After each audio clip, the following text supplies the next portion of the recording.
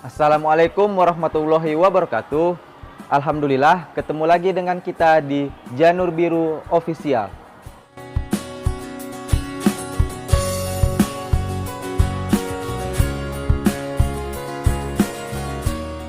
Nah, pada kesempatan kali ini, Ustadz akan membahas mengenai tema Pancasila. Sebelumnya sudah dibahas pada minggu lalu mengenai makna dan penerapan pada sila pertama dan sila kedua. Kali ini Ustadz akan melanjutkan penjelasan mengenai makna dan penerapan pada Pancasila, yaitu pada sila ketiga, sila keempat, dan sila kelima. Oke, langsung saja kita yang pertama, yaitu pada sila ketiga. Masih ingat kan bunyi sila ketiga seperti apa? Ya, bunyi sila ketiga yaitu Persatuan Indonesia. Nah, dari kalimat situ kan sudah kita ketahui bahwa masyarakat Indonesia itu harus bersatu. Nah, satu yang dimaksud ini adalah utuh dan tidak terpecah belah. Indonesia merupakan negara multikultural, yang artinya banyak suku, banyak adat istiadat yang ada di Indonesia. Nah, perbedaan-perbedaan ini tidak boleh membuat kita menjadi terpecah belah, justru harus menguatkan kita untuk menjadi bersatu. Seperti semboyan negara kita, apa itu? Ya, Bhinneka Tunggal Ika, yang artinya berbeda-beda tapi tetap satu juga. Atau dalam bahasa Inggris dikenal dengan istilah Unity in Diversity, yang artinya bersatu di dalam perbedaan. Nah, dari bunyi Persatuan Indonesia, jadi kita sudah paham bahwasannya di sini masyarakat Indonesia harus bersatu. Nah, kemudian lambang dari sila ketiga apa itu? Ya, sila ketiga dilambangkan dengan pohon beringin. Salah satu fungsi dari pohon beringin yaitu sebagai tempat berlindung yang teduh dan aman. Lalu, bagaimana dengan penerapan pada sila ketiga dalam kehidupan sehari-hari? Oke, kali ini Ustadz kasih contoh. Yang pertama yaitu selalu mengutamakan kepentingan bangsa dan negara di atas kepentingan individu maupun kelompok. Yang kedua, bergaul dengan orang lain tanpa memandang suku, agama, ras, ataupun adat istiadat. Karena pada dasarnya Indonesia adalah satu. Yang ketiga, menggunakan produk lokal, yaitu kita harus bangga dengan produk lokal yang dibuat oleh karya anak bangsa. Yang keempat, menjaga keamanan lingkungan. Yang kelima, menjaga kebersihan lingkungan. Nah, menjaga kebersihan lingkungan juga merupakan penerapan dari sila ketiga. Sebagai contoh, misalnya ada orang membuang sampah sembarangan.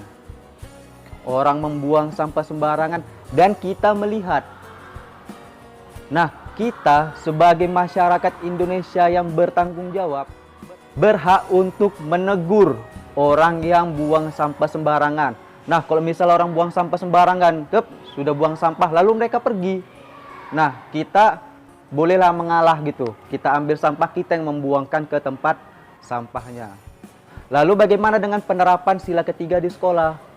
Nah, ada salah satu contohnya yaitu dengan mengikuti upacara bendera.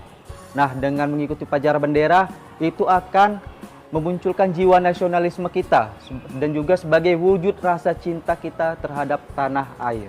Nah, setelah penjelasan mengenai makna dan penerapan sila ketiga, sekarang kita lanjut ke makna dan penerapan pada sila keempat. Masih ingat kan bunyi dari sila keempat?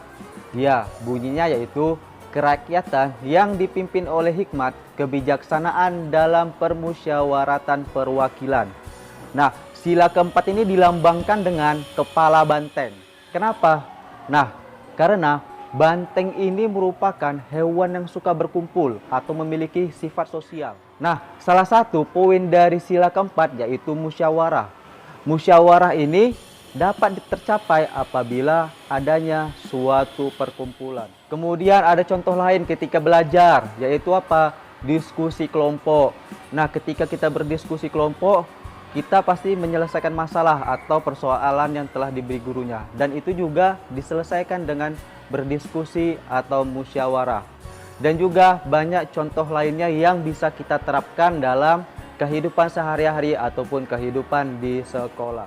Kemudian yang terakhir yaitu sila kelima yang berbunyi keadilan sosial bagi seluruh rakyat Indonesia. Nah, sila kelima ini dilambangkan dengan padi dan kapas, yang mana simbol ini merupakan kebutuhan pokok masyarakat Indonesia tanpa memandang status maupun tingkatan. Nah, dari sini bisa kita simpulkan juga bahwa sebenarnya sila kelima ini memiliki makna keadilan ataupun kesetaraan.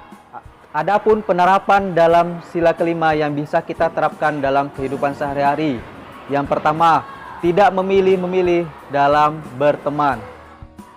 Yang kedua, gemar melakukan gotong royong dengan penuh kekeluargaan atau rasa kekeluargaan. Yang ketiga, tidak melakukan diskriminatif, karena pada dasarnya kita semua ini sama, tanpa melihat kedudukan ataupun status sosial. Lalu bagaimana dengan penerapan sila kelima di dalam kelas? Ada juga ternyata. Salah satu contohnya adalah melakukan piket kelas sesuai dengan jadwal piket yang sudah disusun oleh gurunya. Nah, dan penerapan sila kelima yang terakhir yang paling penting adalah hukum harus berpihak kepada yang benar, bukan kepada yang bayar. Baiklah sahabat biru semuanya, sampai sinilah materi mengenai penerapan dari sila-sila yang terdapat di dalam Pancasila. Dan jangan lupa untuk like, komen, dan subscribe akun ini. Dan yang paling penting, jangan lupa untuk menerapkan nilai-nilai yang terdapat di Pancasila. Sekian untuk hari ini. Assalamualaikum warahmatullahi wabarakatuh.